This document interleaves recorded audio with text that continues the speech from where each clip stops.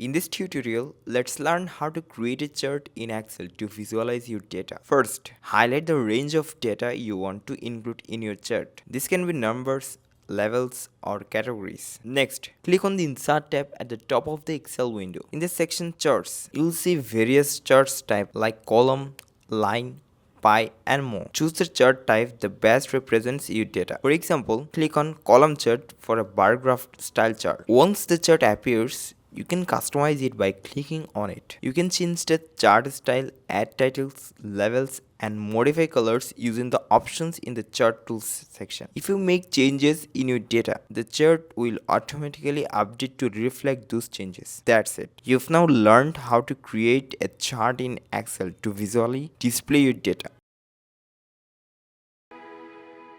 Netcom Learning Bangladesh. Be a lifelong learner.